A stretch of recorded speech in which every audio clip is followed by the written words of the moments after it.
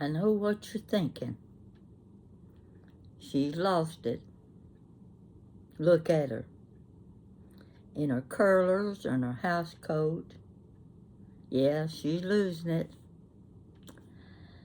But sometimes, you just don't want to get all dressed up. Just do a little video. And it's my bedtime. And I just took my shower and rolled my hair. And decided I didn't want to try to sleep on the curlers tonight. So I checked to see, yeah, it's dry enough, so I'm just going to take the curlers down.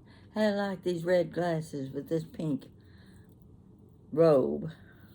This robe is kind of heavy. It's one of the winter robes, but the last couple of days it's been so windy and cold outside that I figure I can put it on, wear it before I put it away for the summer robe. Am I making any sense to you? Well, it won't surprise me if I don't, because sometimes I get things twisted. I need a drink right now. Give me just a minute.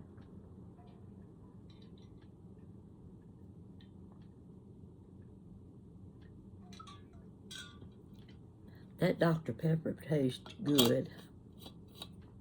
You need to try it sometime. Now let me finish taking my hair down, and then we'll talk. Now don't ask me what we're going to talk about, because I don't know yet. I haven't anything planned. I'm sitting here watching James Garner. I reckon he was about the best looking man's ever been on in the movies. Remember when he was on Maverick? Well, I couldn't miss Maverick every week. Had to watch Maverick. James Garner. Handsome man. Boy, wouldn't I like to have met him. Come think of it, when I was on one of my, well, actually it was my first trip to England, and I was talking to a lady. We were in the hotel lobby. She was on the land tour with the group that I was with, and she was from California. She knew a lot of movie stars. Oh my gosh, I was so surprised at how many celebrities she did know. So I had the nerve to ask her, did you ever meet James Garner? And she just burst out. She said, oh yes, I met him one time. Said we were on a hayride, and we were sitting on those bales of hay, that they put in the back of wagons, and he was sitting right across from me, and we hit a big bump, and it threw me out of my seat right straight across into his lap. Well, I don't know what I would have done if I'd been in her place, but she didn't have to do much because she was a beauty herself. And I said, well, what did he say? She said, well, it wasn't him I had to worry about, it was his wife. I don't think she liked it very much. So here I am watching him in, what is that movie? You've probably all seen it. Support Your Local Sheriff. Yeah, James Garner, one of my favorites. In fact, speaking of movie stars, last night I turned on the TV, and what was the movie that was playing? Oh, it was a black and white movie. It was with Henry Fonda, and you'll probably remember it yourself. It was the one called 12 Angry Men. It was I think it was a murder trial, and the jurors were all in the room deciding whether the young man was guilty or innocent.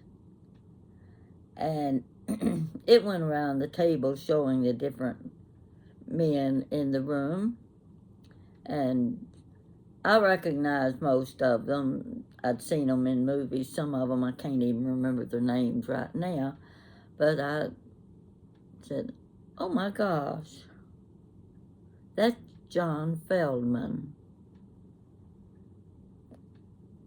I met him on the Queen Elizabeth II when I was coming back from England. And it goes on and it shows a couple other men, and then it shows Jack Klugman. And I said, oh, I've met Jack Klugman.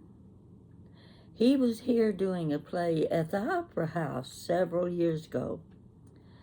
And the reason I got to meet him was because, sometime back when I went to South Dakota with his family, this was the situation where we went to the Air Force Base where my brother had been killed in an airplane. And one of the ladies in the group, there were 8 of us, and we were traveling together, and we were going to be there for an air show, and we were going to special VIP breakfast and everything. We were being recognized because the lady and her 2 brothers were there because their father was also killed on the same plane that my brother was on. So we had a special reason for being there. And what I learned was that she had been married to Bing Crosby's son, Phil Crosby. Now, that has nothing to do with Jack Klugman, except later when I was at the Opera House seeing the play, who was the star of the play? Jack Klugman. And my lady friend had married Jack Klugman in between our trip and the time I saw the play. So there I was talking to a lady who had accidentally met James Garner. And then the next night I'm watching the movie 12 Angry Men. There's Jack Klugman and there's John Feldman. I met one here in Lexington at the Opera House. I met the other one on the ship, the Queen Elizabeth II. Well, you know, that just doesn't happen every day that you meet, that you can sit and watch TV and you're looking at people you have met. Who would ever have dreamed I would do something like that? What do you think about my hair? Kind of curly, isn't it? Let me take my red glasses off.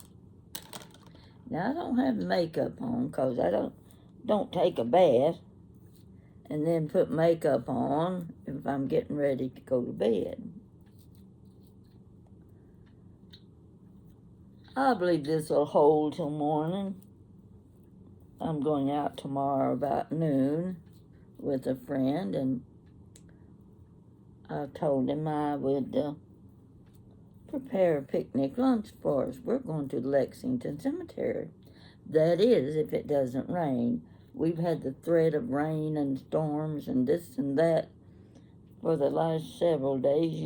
You don't know when you get up in the morning whether you're going to be putting on your sunglasses or if you're going to be carrying an umbrella.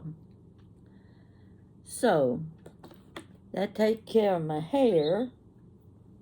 I can put my glasses back on, can't I? Yeah, I think I look better with my glasses on. Yeah. So, I put on a little bit of lipstick so that, well, I've got to do something to clean me up, and I figured I'd change robes. This is a winter robe. So, let's see what else I was going to do. See this little thing? You got these little things probably around your house too.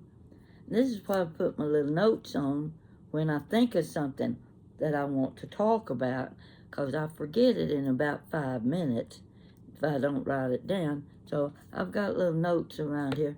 Here's several. See, I've got little notes on these pages of things I'm going to tell you. Let me see if I see anything. Oh, something about Fort Herod and Harrodsburg. Well, I'll have to go back and review that one, see what it's about. Let's see.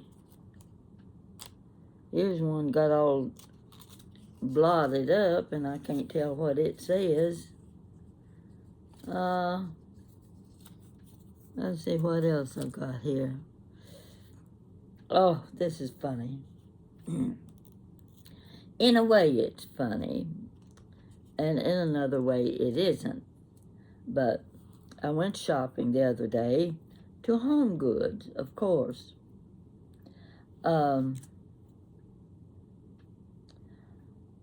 I had bought several things, put them in the buggy, and came out of the store, pushed the buggy over to my car, put everything in the trunk of the car, and there wasn't one of those parking places for your buggies, so I had to push it back inside the store. Standing just a few feet from the doorway opening, where it slide back and forth, was a young man playing a guitar and singing, and I saw the big jar sitting on the sidewalk. I could see a few dollar bills in it. So while I was inside the store, just inside the front door, I thought, I never do give to these people, and you have to admit there are a lot of people on the streets now, homeless. We don't know why they're on the street, but we can just assume they're homeless, they need money, and there was a time, if you remember, now I'm going to go backwards. If you remember years ago when you saw someone on the street with a little sign, asking for money or for food, we called them beggars. I even remember back during World War II, they were hobos. How many of you younger people know what a hobo is? They didn't just stay in one town. They went from town to town, walking, always begging for money. And I know they would go from house to house, and when they would come to our house, they were willing to work for whatever food or money they could get. Mama always had leftovers from supper the night before, or even from breakfast. She would have maybe some biscuits and sausage or something. You could make a sausage biscuit, and if it was from the night before, it might be cornbread, and she could make them a sandwich. But she always required them to do a little something to earn what she was giving them. They would rake the yard, or trim a bush or something for her, sweep off the sidewalk, just any little thing like that. But they were earning what they were getting from my mother. That used to bother me that she would require that, but I suppose in a way it was a good thing to do, and the hobos didn't mind doing a little work while they were paying for their meal. Later on, you go through the years, and they were beggars on the street. That's what they called them.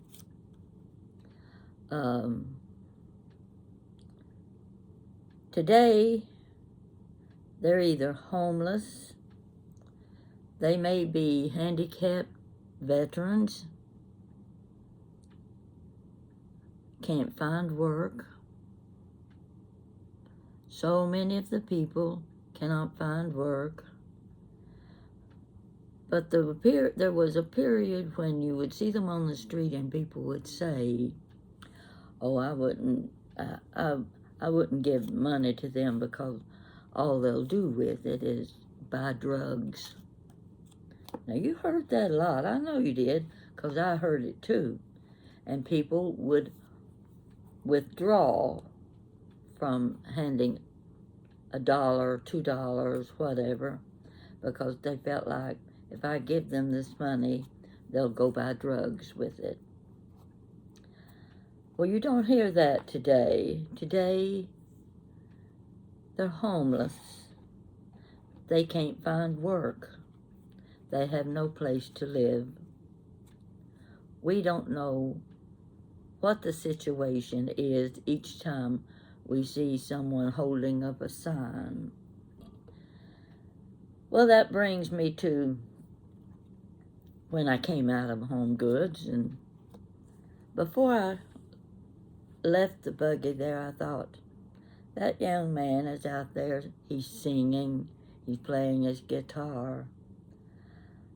I don't know what his needs are, but I'm able to buy things here I don't need.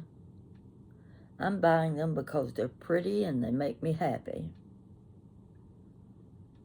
The least I can do is drop something in that big glass jar for this young man. I don't know what his needs are. I don't need to know what his needs are. So it was pretty windy when I came out, and since I had my fall a year ago, I often I'm unsteady, and I have to be careful when I get up and down to keep myself from falling. Well, I reached in my purse and I pulled out some bills. I happened to have some ones, and I folded them up in my hand, and I thought, I'm going to give this money to this young man. And so I walked straight over to the jar and dropped the bills in the jar and lost my balance. Oh boy. He was standing there singing, and he was close enough that he grabbed me by the arm to steady me, and I felt like a fool. And, "Oh, I'm okay, I'll be all right. Are you sure? And, "Let me help you to your car." I said, "I'll be just fine. I just need to stand here and get my balance, and I'll be okay. I'll be glad to walk you to your car." I was a little embarrassed by the fact that I was having to depend on this young man to help me get to my car. I really didn't need the help, but he was insisting. Now, the few dollars I put in his jar, I'm glad I did. And I think I need to be more conscious of this from now on, because I don't know what each person's circumstance is.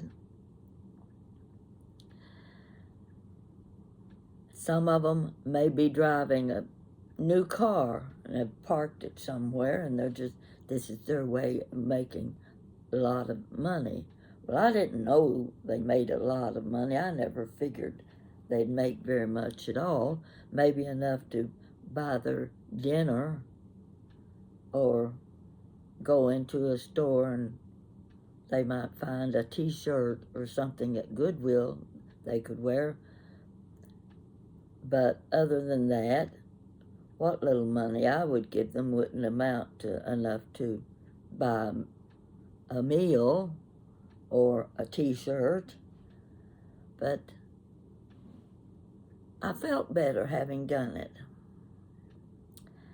And I think I will make it a habit,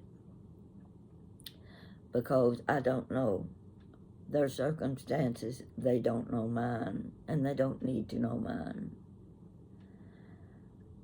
But if I can give, I should. So, it also reminds me of a story. Oh, this has been years ago. I was with my niece and her husband. We were having lunch, and the president of the small college there walked in, sat down with us. He was friends with my niece and her husband. They operated within the college, and they were on the board of this, that, and the other. And they were very good friends with the school president and his wife. And somehow or other, I don't know what brought up the subject. It seemed like it had something to do with the tie he was wearing. And he started explaining something about it. And he was talking about, on one of his trips, he took trip because as college president, colleges always need money. And he goes from, I don't know where he went or who he called on to help raise money for the needs of the college. So he was talking about that. And he said, you know, when I see someone, and he, in that day and time, he called him a beggar. When I see a beggar on the street, I always give him money, because I am no better than he is, because I go from place to place begging for money for our college. That makes me no different than the man or woman on the street who's asking for money. And I never forgot that. So you think about all of these organizations asking for money, people saying, will you donate, will you donate? They're doing the same thing that the young man standing on the sidewalk was doing. You could say he was singing for his supper. So you might think about that yourself. I don't know how you feel about giving to the person on the street and with a sign saying, you know, money for a meal, or I'm homeless. I don't usually take time to read what's on the sign, because I don't like to see what it says. It bothers me. So I don't read the signs. But I am going to make sure I don't forget to give $1 or $2 when I see someone, especially the young man playing his guitar and singing. He didn't have the best voice in the world, but what difference did it make? He was trying to earn the money that you gave him. Now, having said that, I'm trying to think what I can come up with. I've had so many nice comments.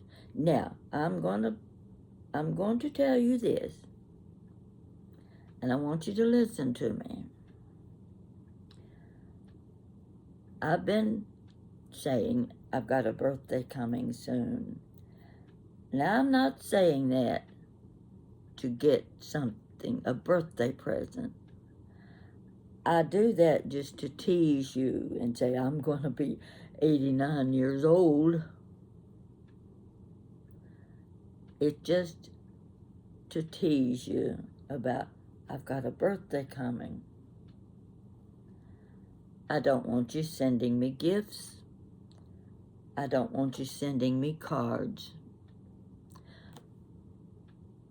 Put your money towards something where it can be used to help someone else. I would much rather you did that, because there's nothing I really need. Oh, there are lots of things I want, but I've gone this long without it.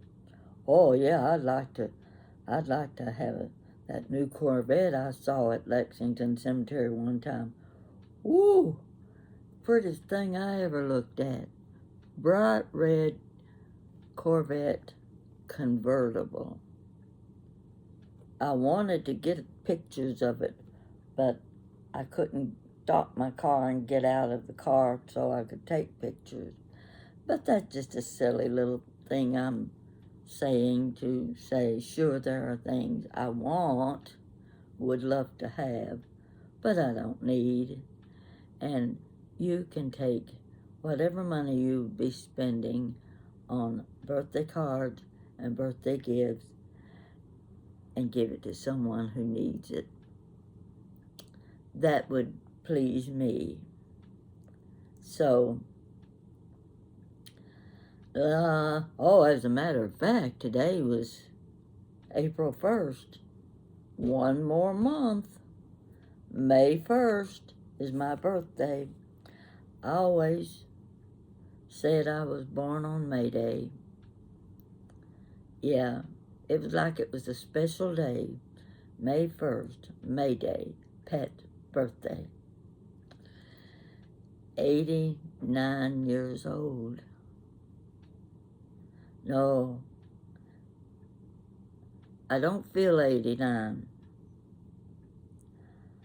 I don't ever want to feel 89.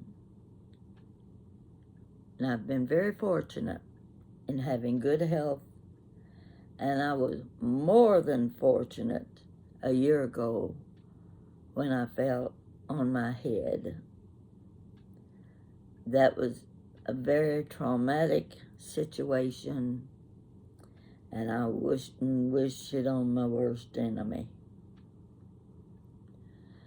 But you can see the Lord was with me, no question about it. As Jan says, Cat has nine lives. She was beginning to think her mother had 9 lives too, and I'd already caught up to 7 of them, so I had 2 left to go. And how blessed I was that I came through the ordeal a year ago, and so many people standing around, so many friends were there with me. So, let's see. Yeah. Well, there goes James Garner, the finish of his movie. Maybe there'll be somebody else on that I recognize. But I just thought when I saw him and when I saw Jack Klugman and when I saw John Feldman, goodness gracious, I met those people. And then I'm watching them in movies. Yeah, I've been more fortunate than I realize sometimes. Spring is here. Well, I think it's here. I had to go out this morning. It was windy. It was so cold. April the 1st, it's not supposed to be cold. When's it going to get warm so I can go up on the roof? I can take a book up on the roof, and if anytime I do that, we have the lounge chairs and tables and chairs up there, and I take pillows so that I can lie back on the lounge chair, because it only takes about 15 minutes reading and I'm ready to fall asleep. So I also get a nap while I'm on the roof. And now, instead of reading books, I can dream up a few stories to tell you, a few little things that may have happened, insignificant things. But I'm going out tomorrow. I'm hoping we're expecting more storms and all. We got one Sunday. What's today? Tuesday? Yeah. We got it Sunday. And we're supposed to get more for the rest of the week. I don't have anything important enough to make me get out in the weather. So maybe I can do a little reading. I need to do a little housekeeping. And I made the best chicken salad today. I can't wait I'm going to share it with a friend tomorrow. I told him I'd fix us a picnic lunch. And who goes to the cemetery to eat a picnic lunch? I do. So wish you could be with me. If I'm lucky, I'll get some videos. But I don't know if the blossoms are out completely. But if they are, I'll be taking pictures and sharing them with you. Because you see, Lexington Cemetery is one of our famous places to visit. People come to Lexington just to drive through. I think I saw somewhere, now I may be wrong in my figures, but I'll be close to them saying Lexington Cemetery covered like 187 acres of ground. There's some famous people buried out there. Henry Clay, I've told you this before, because the Henry Clay house is 3 blocks up the street from me, and he's buried in Lexington Cemetery. My lady friend, who authored her own book a few years ago, she's buried in Lexington Cemetery. And I was with Jan. We were going through the cemetery, and we noticed there were cars and people on one of the lanes, and we said, oh, let's not go that way. They are having a burial ceremony for someone, and we don't want to be driving past that. Let's take another direction. So that's what we did. When I got back home, I mentioned something to the doorman about us being in Lexington Cemetery, and they were conducting a burial ceremony. And he said, oh, yes. He named the lady, my friend. He said they were burying her today at Lexington Cemetery. The lady was 100 years old. I had bought one of her books, and she knew that I was writing my own books too. And I was so shocked when I realized the burial ceremony we were trying to avoid was for my friend Harriet. And I didn't even know she had died. Those things can happen right under your nose. They come and they go, and you don't know anything about it till it's all overdone. And I felt, well, I don't know how I can explain how I felt when I realized that the burial ceremony that I was avoiding was for my friend Harriet. So I'll let you know if we have good luck at the cemetery tomorrow, because it is a beautiful place to go and a beautiful place to take pictures. So here I am in my pink robe. I figured I'd wash the blue one, and I'd have to have something else to wear. And you see how my hair, I hope it stays in till morning. And I can't think of anything classic. So I'm going to see what's on TV for the next hour, and after that, I'm hitting the hay. You take care, enjoy yourself, and let's get spring here. I'm just so anxious to go out without a coat on. And I'm sure you people in Canada are wishing you could too. So we'll wait and see. Talk to you later. Take care.